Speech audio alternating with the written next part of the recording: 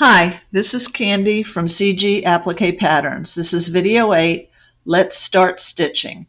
You're going to need some supplies for this, so let me go over that. You need your background fabric with your pattern drawn on it with a friction pen. You need all your templates, your finished and turned templates. You need an Aplplique Sharp needle and the threads that you picked out to go with your pattern pieces. You can use a small seam ripper. If you make some mistakes in stitching and you want to get the stitches out, you're going to need one of these tiny little seam rippers to get under it. You're going to need your paper scissors with the sharp point. You're going to need your glue stick. Glue sticks are used to hold down the pattern pieces. Pull this down. While you're stitching, if that doesn't hold enough for you, because we are crinkling the fabric over and everything, go ahead and get like Roxanne's glue based. It's a washable product, but it does adhere better and it will hold the pieces down if you're a little leery about them popping up.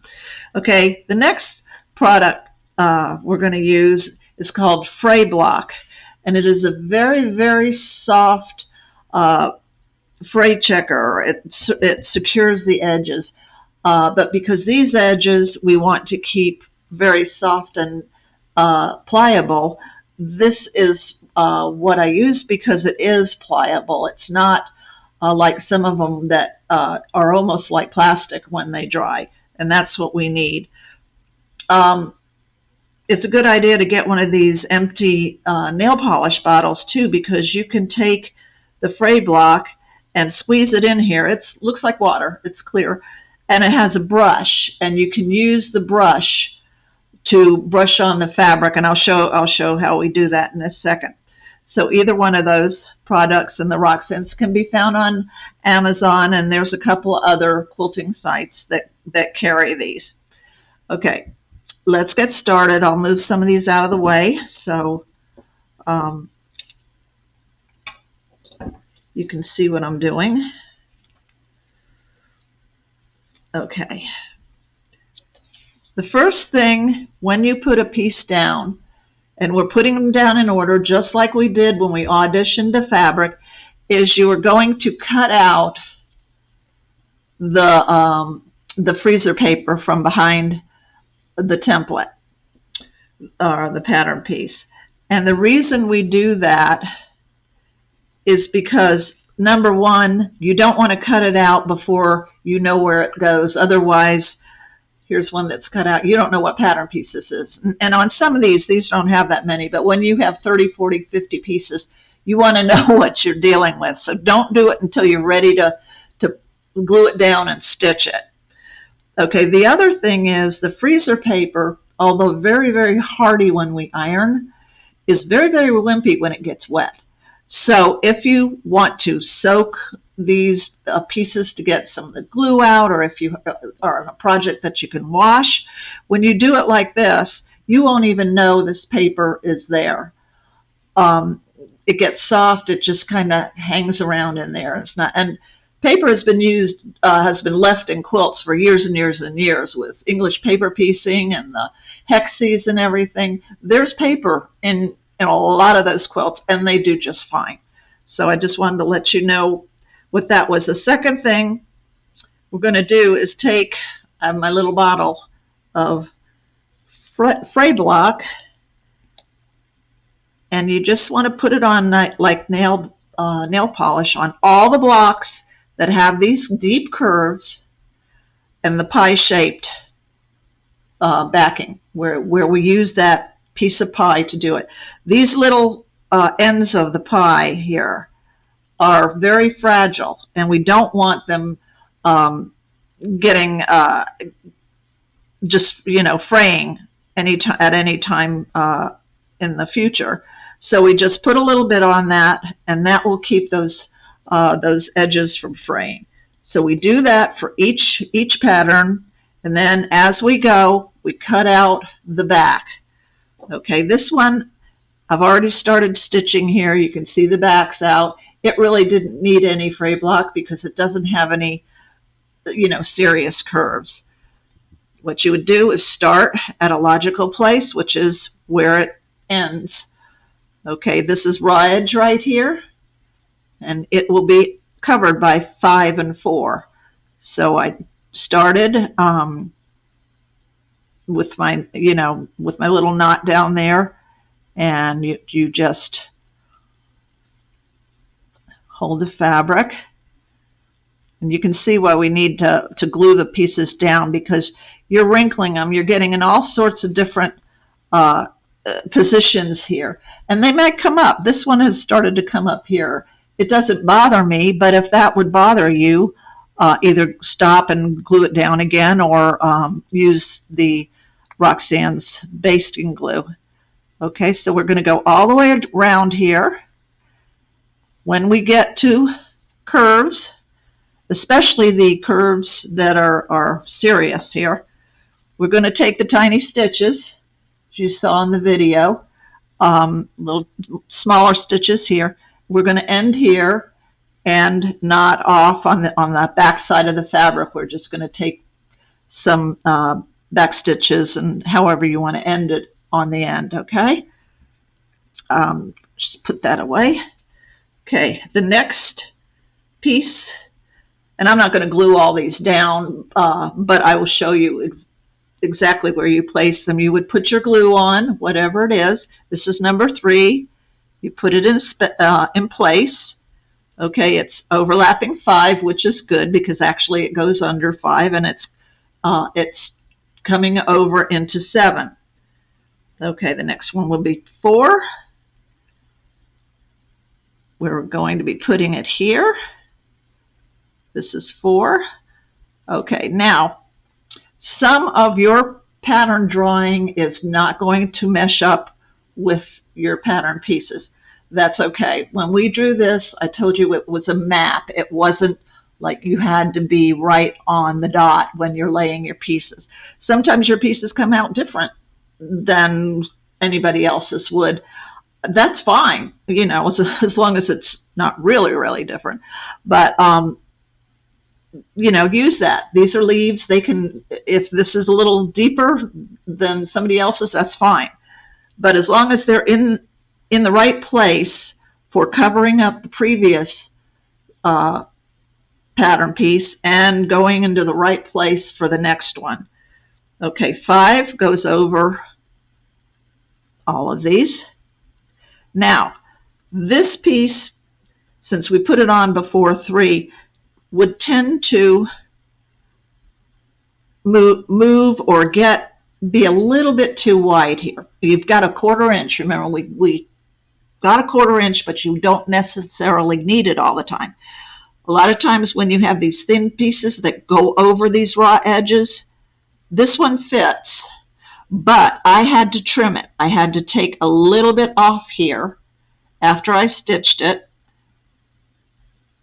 to make sure that every edge here was turned. There was no roughly threads sticking out or anything, and no raw edges, no sign of a raw edge. Okay, the next one is this little one that goes behind 7. And all this is 1/4 inch, but you do have your turned part right here. This is the turned part. So you want to line up with the turned part, and the rest should pretty much take care of itself. If it needs a little trimming, if this 1/4 inch seems to hang over a little bit, which is actually doing, which is fine, you can take your scissors, your fabric scissors, just clip a bit off. There. That's why we have a 1/4 inch. Okay. You see now it's sitting much better for 10 to go on top of everything. The next one would be 7. We're going to place it. And there you are. There's 6 all covered up. Okay. Here's 8. going to put it down.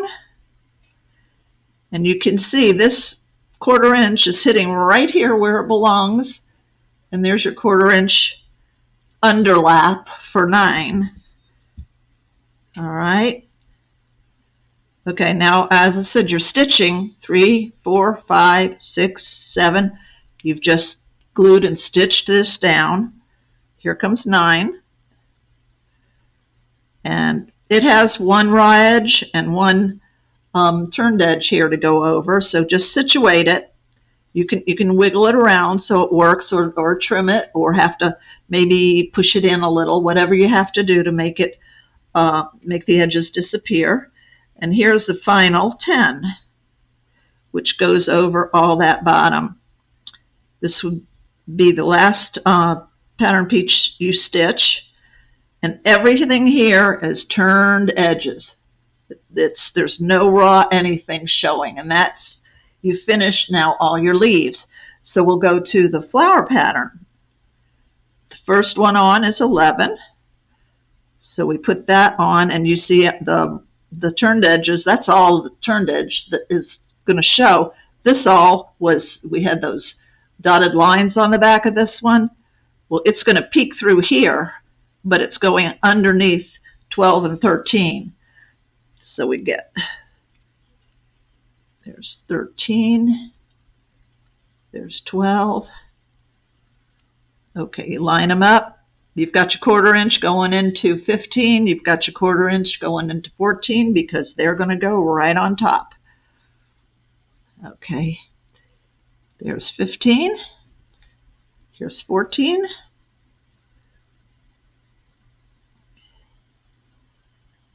Okay, see they're on top.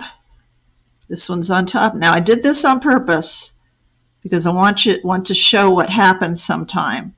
If you lay it down, and here's the very last piece. This goes on top of all these raw edges. Well, you put it down.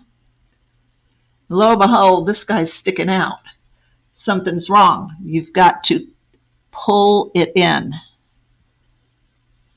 Pull it in so that it will go underneath whatever is supposed to go on it. You don't want to see anything peeking out that doesn't belong.